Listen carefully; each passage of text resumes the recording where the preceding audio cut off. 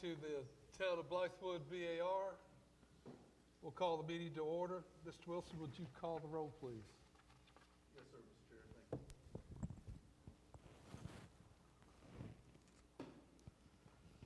Thank you. Jim McLean.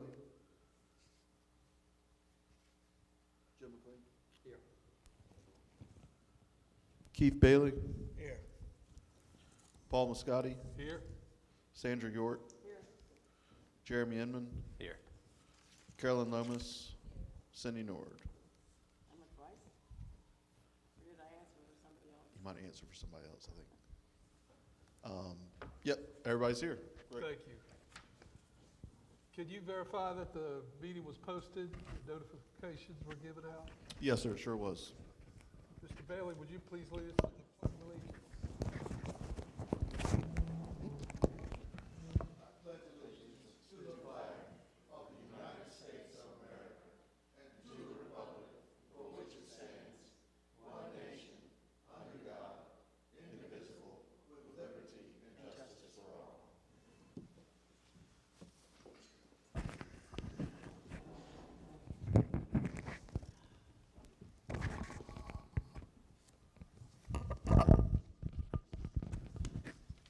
In your packet, there's a 3-page set of meeting minutes from our last meeting.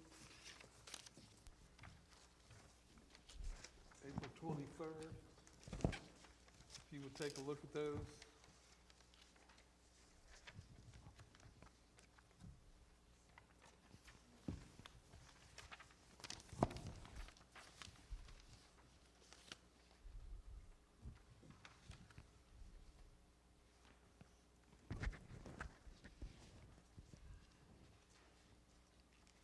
And just to be clear, I saved the minutes for the wrong date. It does say Wednesday, April 23rd.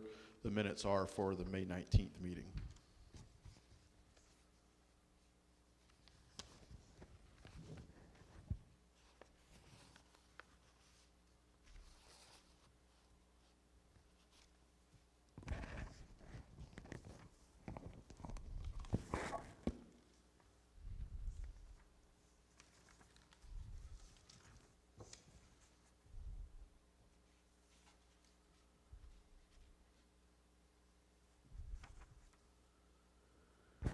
One minor correction, if you would, please. It's the spelling of my name in the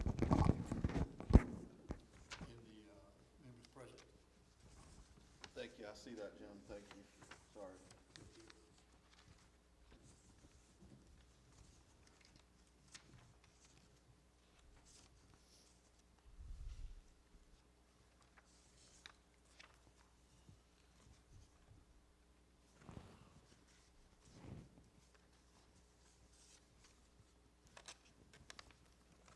Could I have a motion to approve as revised? So moved. Could I have a second? Second. All those in favor say aye. Aye. Mr. Wilson, could you bring up the first item? First and only action item? Yes, sir, Mr. Chair.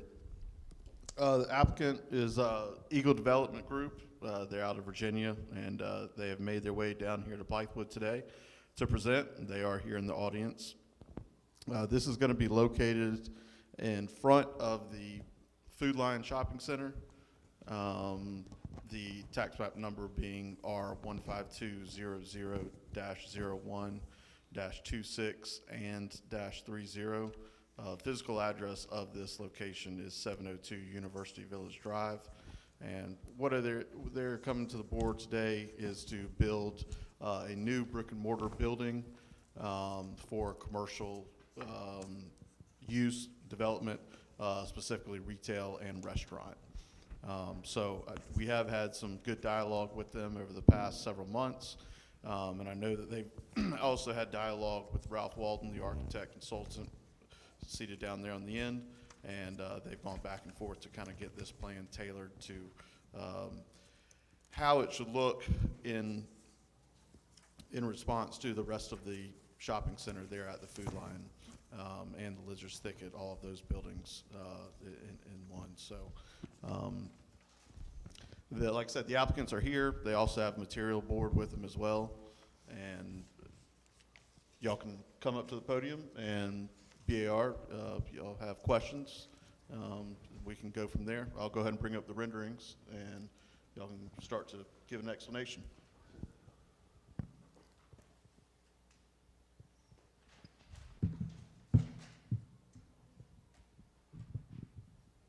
Good evening. My name is Mike Ziegler. I'm with Eagle Development Group, and I've got with me our architect, Josh Friel with GPN. He's got some of the materials. Before we get into the presentation, I do want to say we've done development in the Midwest and Southeast now for about 30 years, and I want to give kudos to Mr. Wilson and Mr. Walden. We work with a lot of different jurisdictions, and staff can be helpful in putting together a project that hopefully meets with the community's values and standards, or they can be a detriment. And in this case, the staff has been great in laying out what they feel are the expectations of the board and making sure that what we submitted comes as close as we think we can to conforming to those. I can tell you that this is not the first draft, this is not the second draft, this is not the third draft, this is probably the 8th or 9th different draft.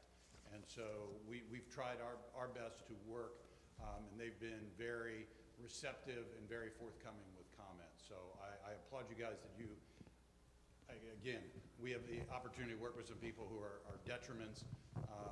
These guys have been very helpful in working with us.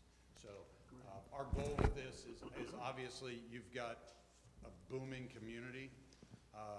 We would like to be a part of it.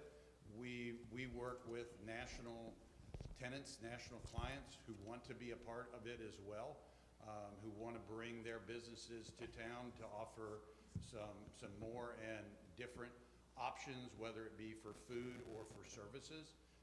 They're two buildings separated, but these two buildings will not be 100% food. There are going to be some services in those buildings as well. We're talking with a number of service providers, medical, dental, and the like, that we think will be an additive to your community. So if you've got questions relative to the layout or anything like that, that's probably me. Design specs is more Josh. He can talk brick and mortar better than I can. Great.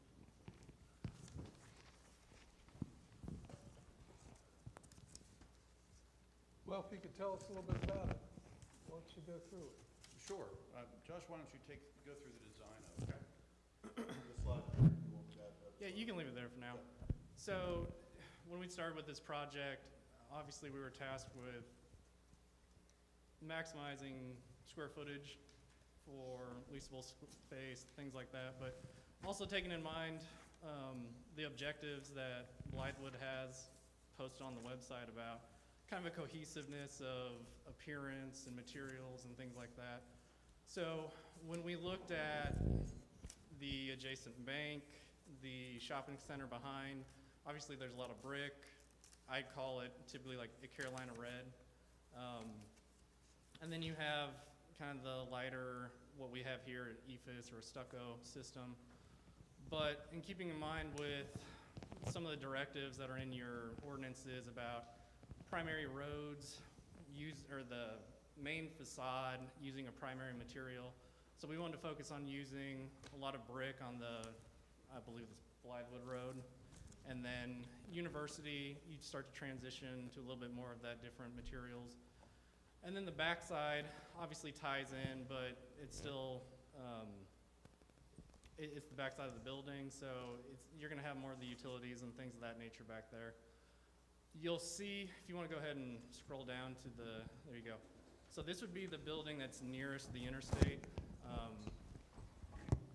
Carries over the same materials. You'll see that they match each other as well as the surrounding buildings. They complement each other, but they're not identical. We feel like they play off well on each other. Kirk, do you mind scrolling to there's some perspectives. Keep going. Here you go. Thank you. So you can see here, obviously two buildings, they complement each other, but they're unique in their own right as well. So our proposal is primarily brick. You've got storefront, a little bit of an ephes band, just to kind of break things up. It's hard to see on here. There are some proposed soldier courses, just to kind of give some character to the brick. And then obviously, for the future tenants, we have proposed signage areas. But other than that, I think it's a attractive commercial building, but it's not anything complicated. I think it ties in well with the surrounding buildings and would be a nice focal point to that corner. So to sort of tie that together, I'm not sure how familiar everybody is with the parcel and the ownership of the parcel and the relationship between this parcel and the developer of the shopping center behind it. I'm not involved in it other than the fact that I'm the guy at the end of the day that would like to put a shovel in the ground.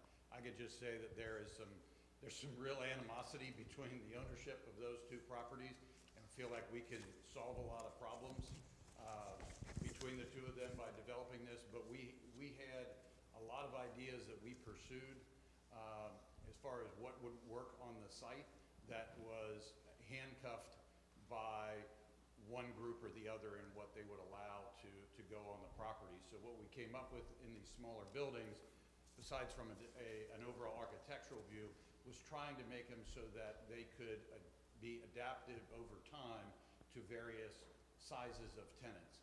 If you guys are familiar, I mean, if we go back even 10 years ago, almost all of your quick service guys, your Chipotles, your Starbucks, your sandwich guys, they were all 2,500, 2,700 square feet with a lot of indoor seating, which required a lot of parking. And over time, and then accelerated by COVID, now, everybody wants a drive-through, everybody wants to pick it up and go.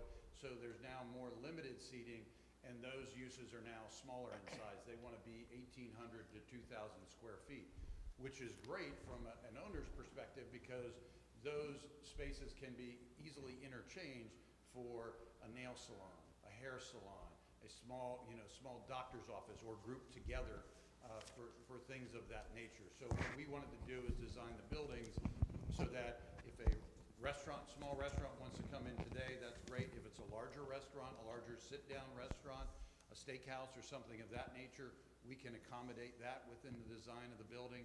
And if in the future, there are future uses that would like to get in there that are in that 1,800 to 4,000 square foot range, we could easily adapt the building to that use. So you have a building that's built for long-term and multiple tenant or uses within that building. And Mike, if I can just interrupt too and echo what Mike said. So town staff also pursued trying to link up the two owners of this property because the ordinance does encourage connectivity. You saw that with the Zaxby's and the BP over on Blythewood Road. We got them to connect, put an apron in there and connect those two parcels. We tried to get the owners of these two properties to agree to that. As Mike said, they weren't very interested at all. I'm not sure what the animosity was, but neither of them were interested in doing that. So I just wanted to mention that we did try and get them to connect to the Food Line parcel there, but they didn't want any of it. So. Yeah, and we're not ruling that out. If in the future the owner of the Food Line property, quote unquote, sees the light and would like to connect, this site plan still allows us to do that. We haven't cut that off. We've made sure that we have the ability to create that connectivity if they so desire, really at any point in time in the future. Just out of curiosity, what is the square footage of your restaurant? Well, really, we don't. We have it designed right now to be up to 3 tenants in each building. So the smallest space is about 1,272 square feet. The largest, individual section is a little bit over 1,800 square feet, but they could be combined. So again, they're flexible in that if a coffee shop wants in, which is sort of what we envisioned for the one side with the drive-through. That's 1,800 square feet, but if it's a larger restaurant that needs 2,000 or 4,000 square feet, we can accommodate that as well. Same with one of the medical uses that we're talking to would actually take the far right side of that right-hand building, which would be about 3,500 square feet. That's their size use. So that's what we've tried to do, is give ourselves some flexibility, because we want to be able to put in there what we think, you know, the community really needs, and we don't want to be locked into anything. I assume once you get your approvals, you're ready to go? Yes. Can you talk a little bit about your stucco system? How so? Well, let me ask the question this way. And we've approved stucco in the past. Mm-hmm. Can you give us a little review of the black eye stucco had for a while? And the I wanna new say- revised stucco? Yeah, so I know, what was it, back in the 90s, you started having a lot of mold issues and things like that. Nowadays, they'll either seal the system from the outside, or it'll be a true drainable system. You don't have the mold issue, you don't have the unhealthy building issues nowadays like you used to. Unfortunately, that's still a little bit before my time, so I've heard the stories.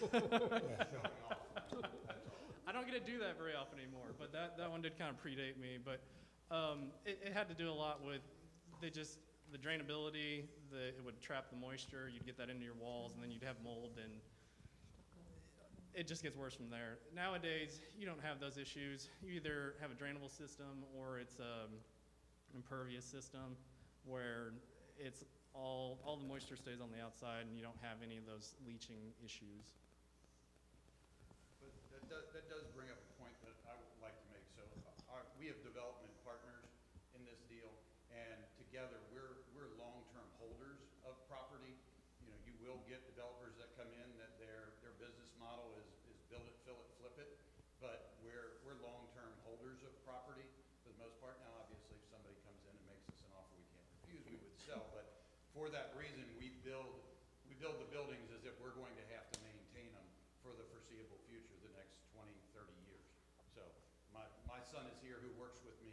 He'll be responsible for maintaining it as well in the future. You got a big job. He didn't know that. We won't tell him. I have a question. I appreciate that you're really concerned trying to give us what we would like and what fits in this area. But my concern is, I think the bricks will help, but these buildings are so different than the other buildings that I think they're gonna stand out and look pretty awful with the bank, the Food Lion, and the other, on the other side. Now, did anybody say that to you, or? We've tried to really match as much as we can the bank next door. We do know that it's going to look different, but we feel like it's a modern look that as you come off the interstate, that's going to be what you see coming off the interstate, and that's going to be, you know, a little bit of a wow factor as this community transitions into something that's really advanced. Depending on how you see the like of the buildings, like the loft. I mean, they look like this building, and you know, some of us don't see it, that's an asset. No, I Some of us like the way that looks. To- And to- I appreciate you really are trying to do it, and I really would like to work with you, but I see it's gonna be just an eyesore. To be there, what I always like about what I'll refer to as Americana is you have different sections of town that emote different designs and different emotions. You have a downtown area, you have an Yeah. area like around here that when you walk in, you're like, okay, I'm in the centerpiece here of the community, but you have other places that are designed for different emotions, different services. But you've seen our town, right? Yes. And I love our town. But we don't have a town, really. We have fast food, gas stations, and then a few old, nice buildings and homes. But we don't have that. So for me, it's really important what goes there. Sure. No, I completely. And it's near that church, that's the oldest. It just doesn't fit for me. I wouldn't vote for it. What would you prefer as far as? I would prefer a less modern building that goes with the rest of the development there. Now, I'm all for modern. My house is modern, trust me, a lot of glass. But it's got to fit in there, not on some side road. And I mean, it's a disaster here. All we have are fast food things, and all we have are people coming in, getting gas, getting food, and going out. And that's sad, because it's a wonderful town. So I'd like to keep it and find some way to represent what this town meant for years. Can I ask, what Sure. about the building, what specifically nods towards modern that kind of turns you off? What? What specifically, I know you said you were a fan of the brick, Yeah, but what okay, so- aspects kind of are Sure. saying more modern to you? So the black on the roof, I find very offensive. I find this, is this going to be blue in here, like it is there? It's representing glass. Is it if glass? that's what you're- It's glass, Glass. okay. And I mean, so the black is a supposed coping cap. Like, if there's, it ties in with the awnings. If there's a different color that we feel would more represent that area, we can take a look at that. That's I would love the wow that you're talking about. Well, We need that. Sydney, if I could step in here and just make a suggestion or recommendation, but are there any sort of awnings that have maybe a more classical or colonial style look? Is that, am I getting to where you're getting or not? It's difficult. Okay. Well, if they change some of the awnings, or maybe brought some different examples, Yeah, I'd like to Is see that- that. Or what could you do to that? Well, we can certainly change the color scheme. We are sort of locked in a little bit because of the design criteria that you have specifically for that area as far as the amount of brick and the amount of glass. I mean, that's, the amount of glass on the front of that building is I think at the substantial. minimum that is required. So there's not a lot we can do about that portion of it, but we can change up color schemes as far as the coping. We can change brick color. That we can certainly do. I guess from these drawings, it's hard to understand. You know, I'm a psychologist and an artist, but I'm not an architect, so it's hard for me to understand exactly how this is going to look. And by the time it gets up and you go, oh, we Oh, like it, oh, it's a little yeah. bit late then, from my perspective. Yeah. A concern that I have is the stucco. Most of the buildings that we have come to here, basically we've required that the entire building be brick. When I'm looking at this, the stucco seems to just not fit compared to what an all-brick building would be. Is it that much difference in cost to go with an all-brick building versus stucco? And I'm also not sure that this what you're showing is an approved material anyway. We have some of the approval is for hard coat stucco, and for an accent, the synthetic stucco. Yeah, this would be more of the synthetic. So, It's like the and EFIS that system. synthetic is not approved as a primary materials. No, that's where so it's my understanding the primary has to be specifically on the primary facade, which would be Blythewood Road, and then University, which is where we Right. point out that it starts to transition. The predominant material is still brick on those sides, and then we Right. start to transition to more of Right. the EFIS system. But still, synthetic stucco is not approved material. Am I right? According to the Well, this is the ordinance. ordinance, the hard coat is the primary. Right. But synthetic can be used as an accent. That's correct. Accent material. Mr. Chairman, Yes, sir. there is the 70% primary material versus 30% non-primary material. And the way that the ordinance, it talks about primary material, it does say for a visible facade. So I think one of the questions that might be needing to look at perhaps would be reduce the amount of stucco on the building. Right. That might be a first start to get more brick on the visible facades. And I would say in our case, that's a point of discussion and interpretation. In that site is so visible on all three sides. Right. You've really got three visible sides, the rear being perhaps could fall into a category of a non-visible facade.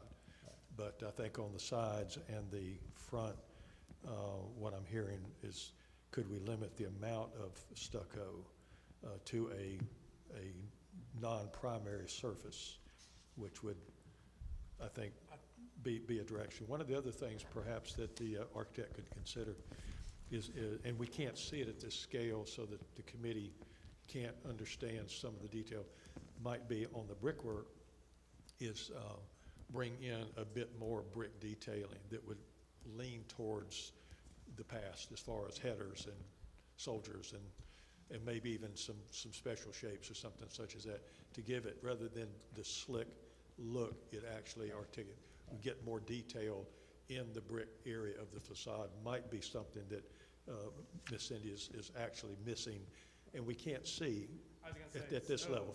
We unfortunately can't see those details. There is a soldier course that goes all the way across all the storefront. Obviously, like you said, it's at such a scale you can't see it.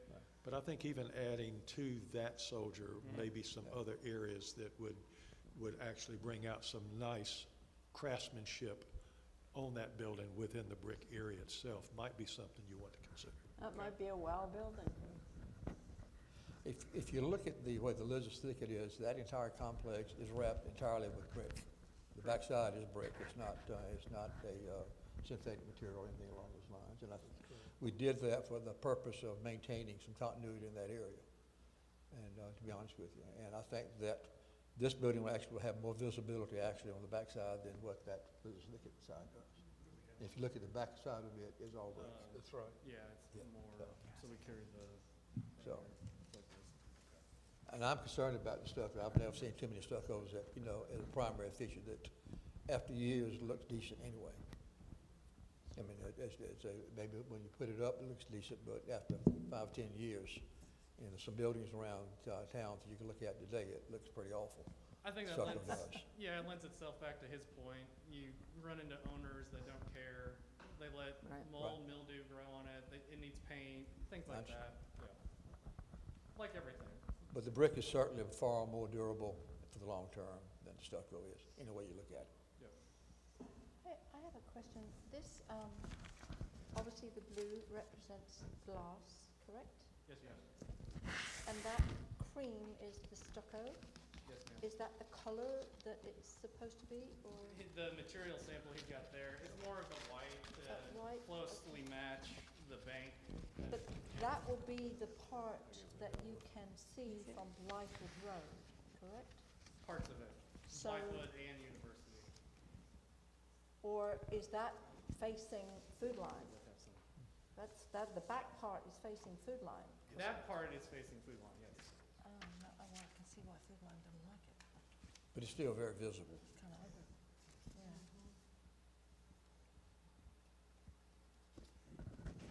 One question I had is, how many parking spaces are there? I think they. It's not on ours.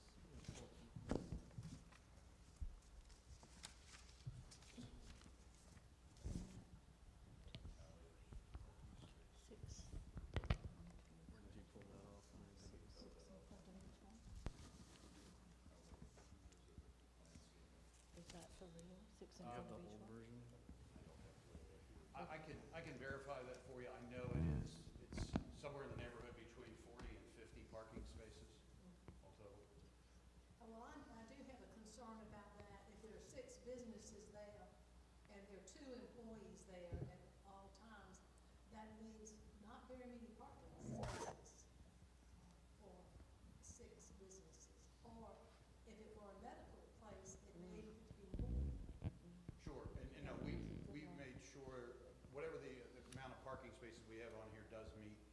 code. We're not asking a variance in any way for parking.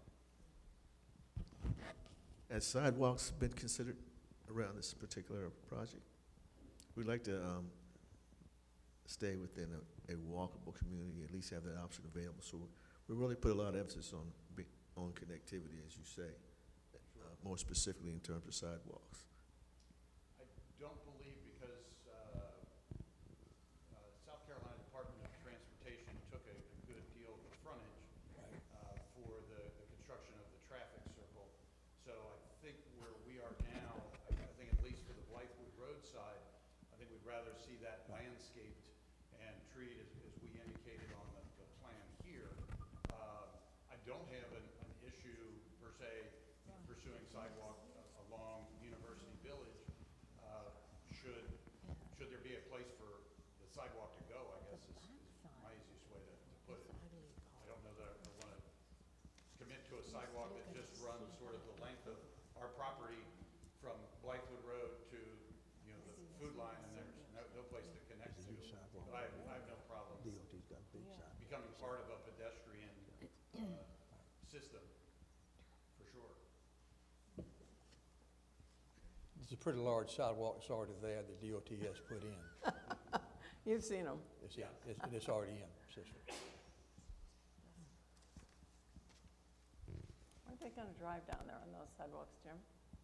I don't know why. Really appreciate your willingness to hear us and see what we can do. Are there any more questions?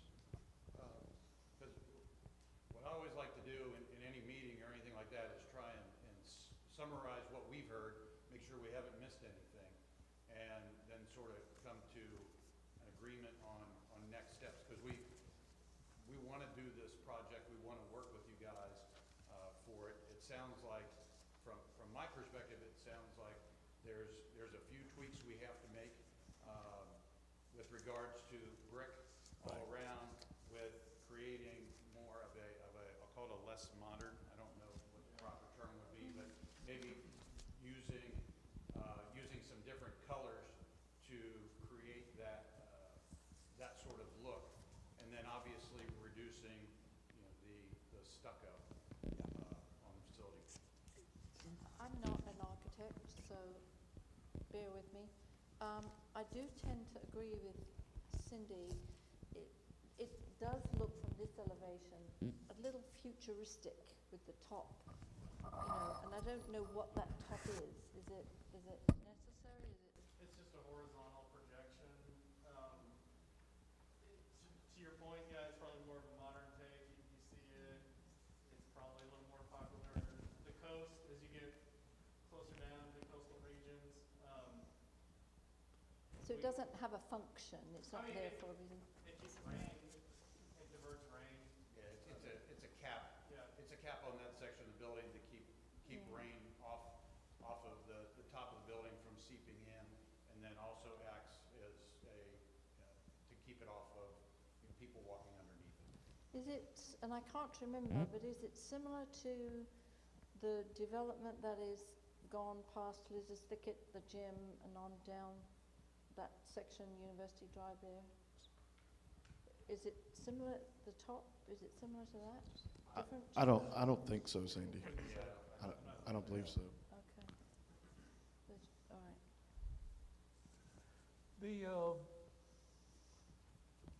The separation between the two buildings, is that a paved?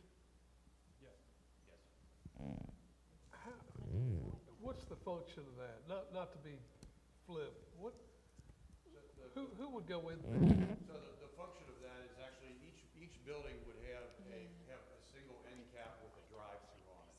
So the purpose of that is that we would be able to queue customers behind the building. So if the tenant, this will get confusing, if the tenant on the leftmost side of the right building on that, if they wanted to have a pickup or a drive-through window, their customers could queue into the back. And if you look at the overall site plan, it's actually designed so that there would be 2 lanes behind the buildings that could feed potential drive-throughs.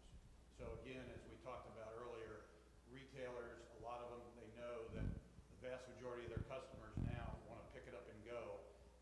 necessarily want to sit and eat, and if, COVID version whatever hits, hopefully not, in whatever time, they need to be able to be open and generate business. That's what the drive-through does for them. That's what they learned in 2020. We all learned in 2020. It's like, wow, this is great. We can pick something up. No. Right.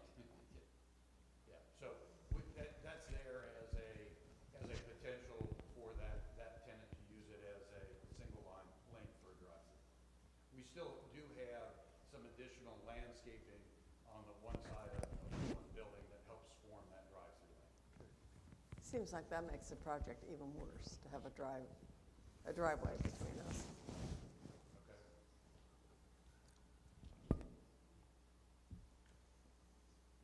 Site lighting.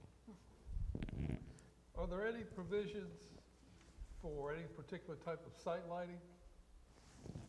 Other than lighting off the building?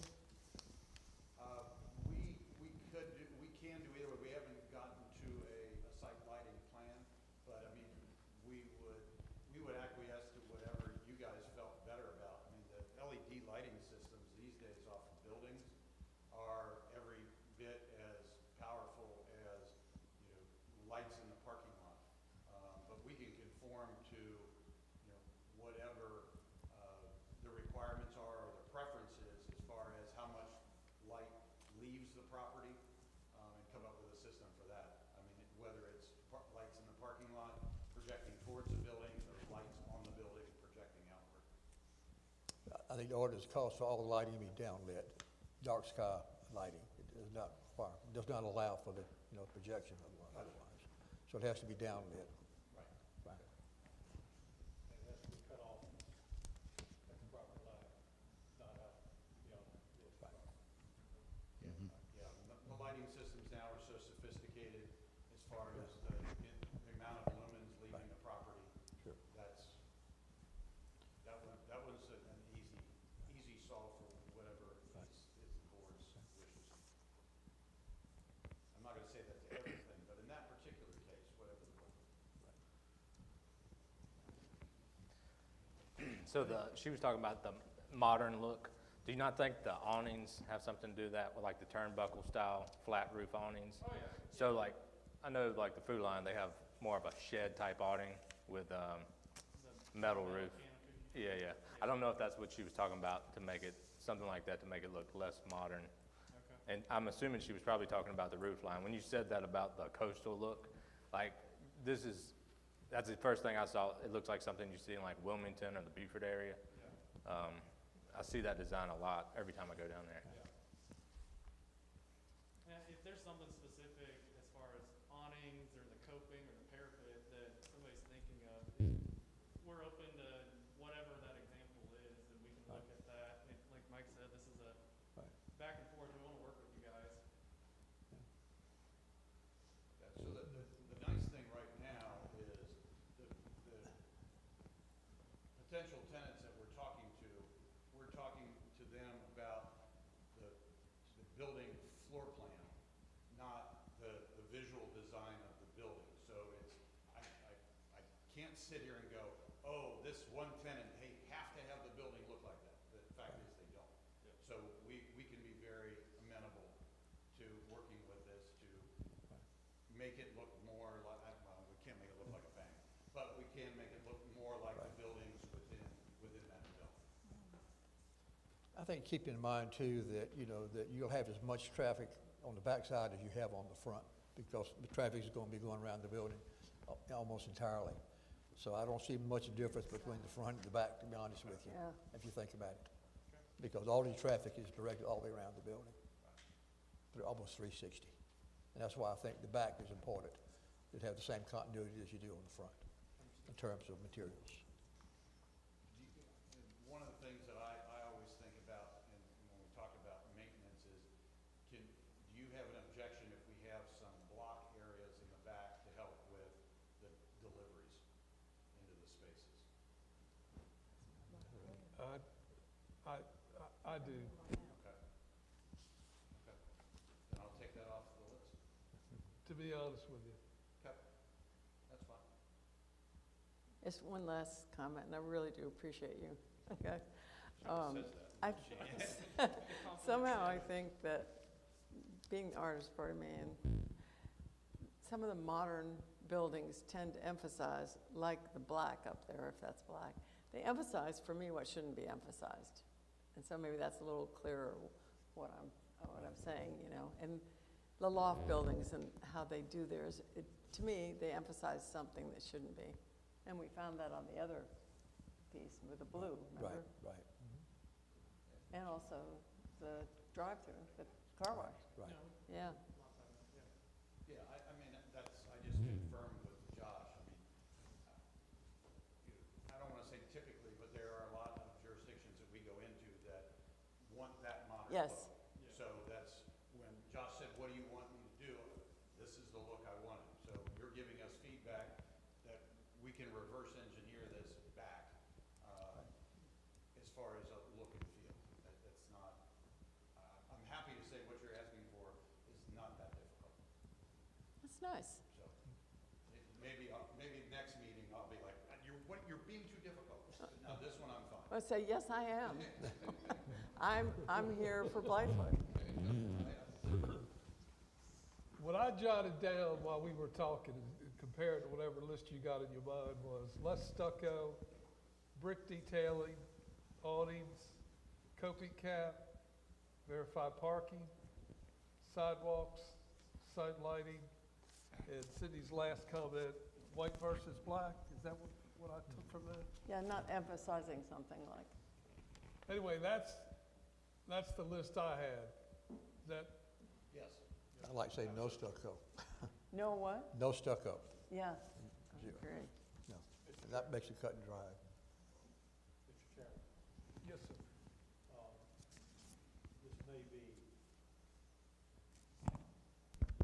this may be a minor issue, and I don't know that the board has actually seen it from the ordinance standpoint.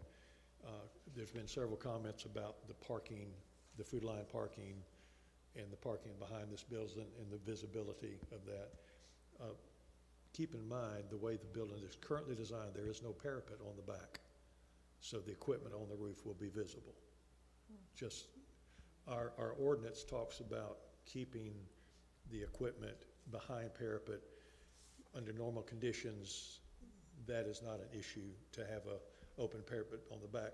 And they may want to speak to that, because I believe the building, I don't recall, but the building that is just inside the large shopping center directly behind one of these buildings, I cannot recall, the back of that building faces Blythewood Road currently. I cannot recall if there's a parapet on that building so that you drive down Blythewood Road, you don't see their equipment. I just don't recall. But just so, as you're looking at the drawings, and we do have the requirement in the ordinance about shielding rooftop equipment, that may be something that they just want to take a look at, or the board might want to look at. The question of signage, so that these men understand what the ordinance is on signage, I think part of that is zoning, but I think part of it falls into this board's review as well.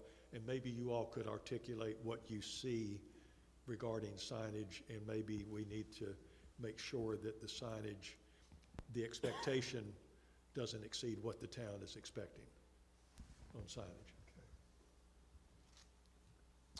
The other minor question or minor comment that I see, and we actually talked, I think, who is the architect?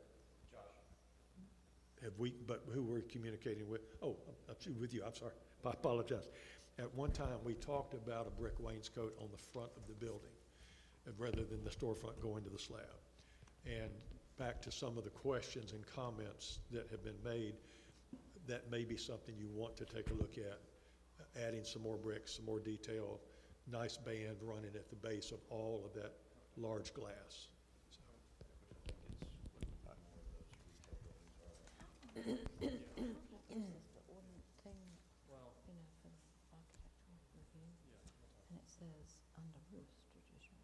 With regard to signage, I know we have the rights on the property for highway sign.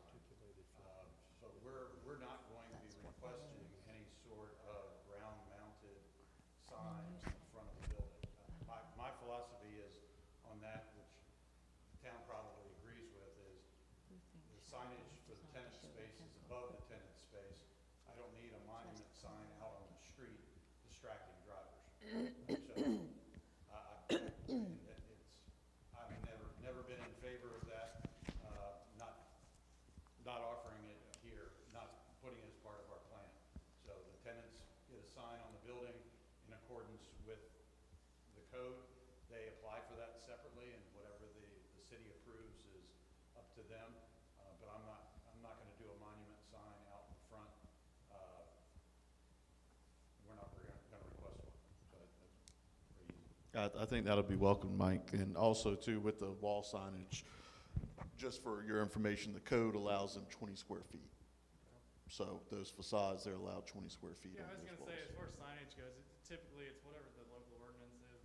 We're not gonna fight a whole lot on that, and if it's backlit or channel or however those requirements are written, it usually gets passed on to the tenants to tell them to comply.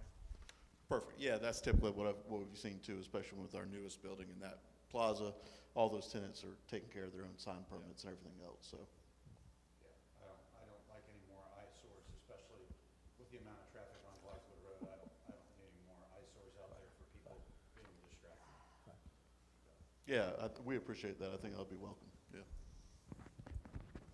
Just to be clear on this stucco, we're saying no stucco versus less stucco? I don't see any reason to put stucco on it at all. I mean, none of again, the legislative, there's nothing on that building at all. I'm fine with it. I just want to make Yeah, sure we're, Yeah. My preference is no stucco. Yeah. That's my personal preference. okay. But it obviously depends on the board. And that's because, again, like I said, you'd be going, it's difficult to tell in terms of people seeing the building. You see it just as much from the backside as you are from the front. Because the driveway's back there, and you go circumventing the entire property. And not just parking in front. What's the best way to approach this? There's no reason to come up with a motion. Well, it's up to the board. You know, the three options are, you know, motion to approve, deny, or defer, well, excuse me, or you could approve with conditions. And Paul, I think we have done this in the past where we have approved something with conditions, and they've submitted it at a staff level. I have reviewed it, and then I've sent it over to you as BAR chair to confirm that the conditions with the approval are met.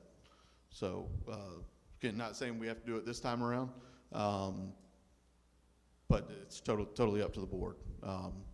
You know, I will say these gentlemen drove from Virginia. I know they'd be willing to drive again if necessary, but if the board feels that we can do an approval with conditions and me approve it at a staff level, and then the BAR chair double check my work essentially, then we can do it that way. But again, it's totally the board's call. I think this is a gateway to Blythewood that the first building that you see, and I think it needs to come back to the bar. I do too. Sure. And I'll make that in the form of a motion. Okay.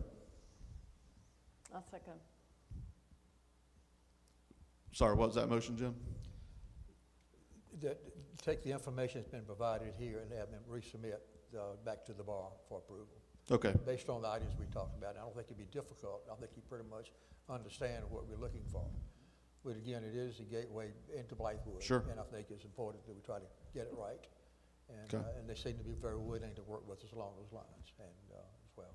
So a motion to defer? Yes. Okay.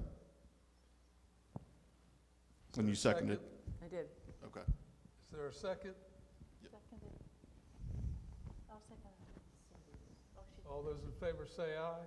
Aye. I appreciate your willingness to work with us. Yeah. Please understand the task we've been given, trying to make buildings around here look like they belong. Yes, you have quite the And I think we've done a pretty good job for the most part. We're delighted to work with you guys and be a part of this And it's our chance to get something there besides all those garages, and it's one of our important chances, and we're really thankful for that you're going to do that. Mike, Josh, thank you for your time. Do you think that y'all be coming back in February or March? Again, I'm not putting a time on it, but how curious, or I'm just curious how quickly y'all want to get back. Certainly, we can get you in February if y'all be ready, but. I'm not busy next Tuesday. Josh has nothing else to work on. No, yeah, we'll dig into it, but I should probably be able to let you know within about a week what we think our timing is. But our goal would be to be back in February. Okay, Okay. that sounds good. Okay. Thank you guys, Thank appreciate you it. very much. Thank you very much.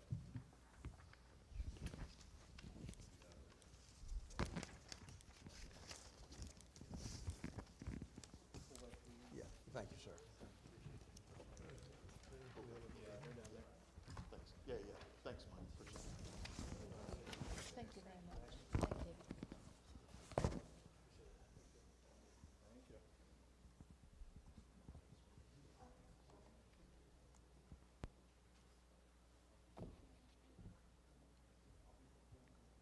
Kirk, did anybody sign up for Open Citizens? I just want to make sure we got it right.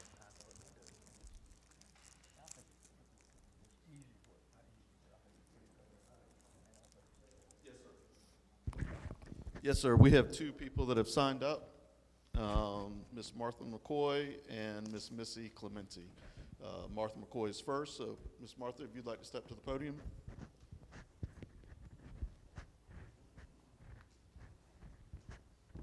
I'm Martha McCoy. I think I'm like 6th generation Boney here in Blythewood. So I appreciate everything you guys do for our community. I really do. I am the president of the Blythewood Historical Society and Museum, and I would like to work with you guys in opposing the demolition of the Wilson store at 300 Main Street. We appreciate just- your thoughts and comments Yeah. on it. And let you know the vast history of that building and of all the buildings. Do not destroy that one. Okay? Great. But if you need any historical background to fight it, I'm here for you. Great, thank you. Thank you. Thank you. Thank you, Martha. Missy?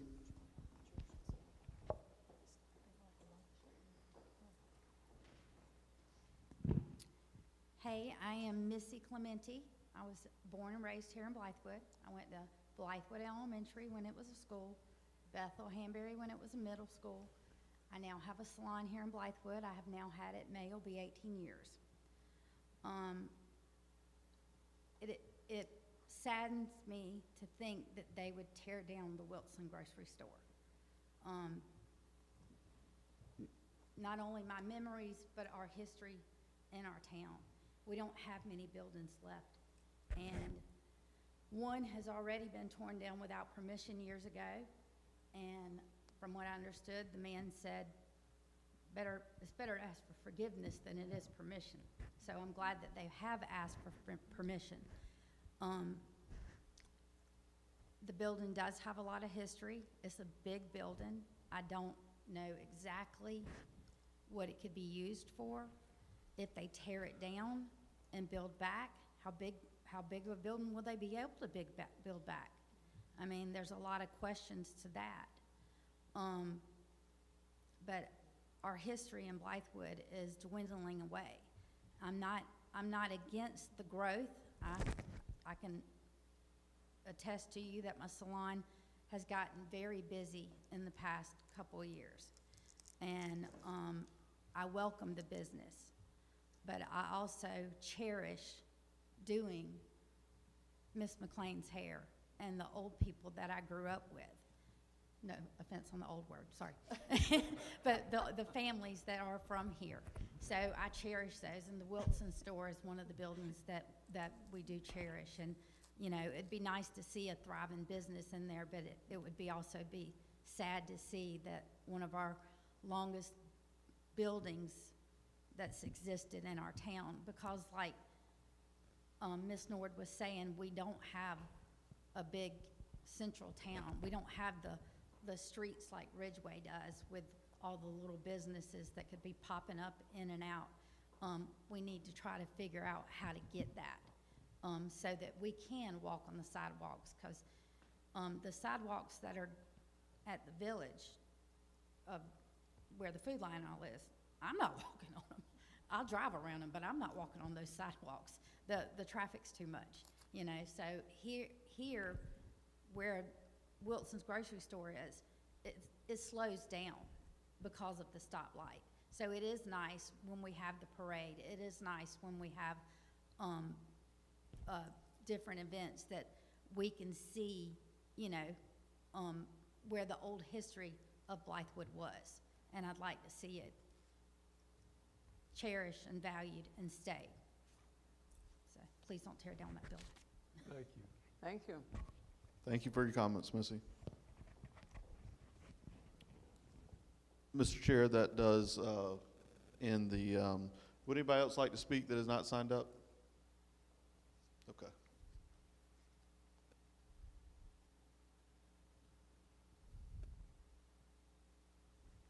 We ready for executive session? Yes, I believe so. Just need to make a motion to adjourn into executive session. Okay. So I make moved. a motion that we adjourn into executive session.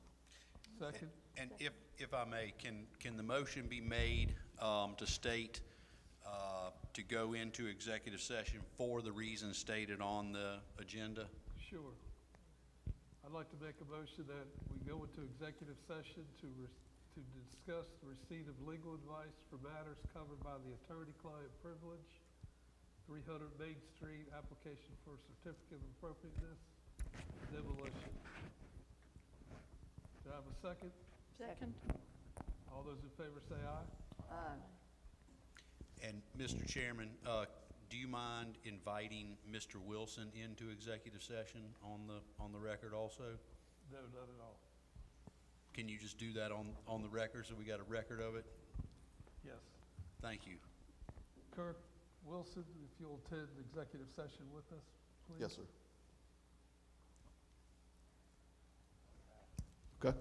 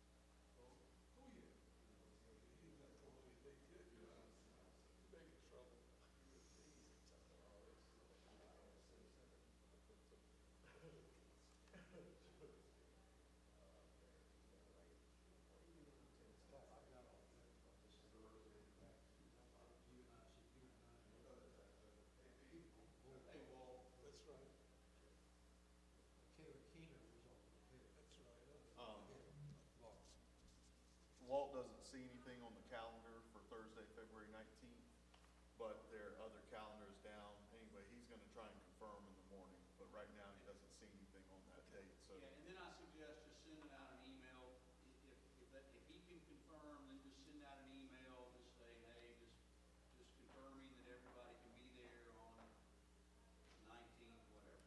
Okay. 5:30.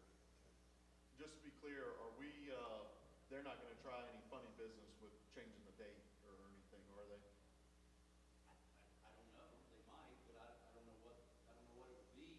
I mean, But I guess what my question is, we're well in our parameters to change this to a couple days later. yeah. Okay, Oh, yeah. okay.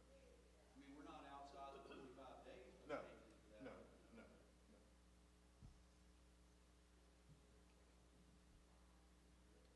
I think you got a quorum. We do have a quorum, No yeah. votes were taken, no votes necessary. I'd like to make a motion to adjourn. Well, wait, have you made a motion to come out of executive session yet? If you I'm sorry, hold on, let me. entertain a motion for somebody to do that. Move, we come out of executive session. Second. All those in favor say aye. Aye. No votes were taken. Make a motion that we adjourn. Second. All those in favor say aye. Thank you. I'm sorry, could y'all say who made those motions again for the adjournment, please? That was the chair. I think it was Keith and Carol. Keith Okay. makes a motion, thank you. And I second. You got that information? I got one. Yep. Here you go, sir. Thank you. Yep, thank you. Well, this has been fun and this has been real. But it ain't been real fun.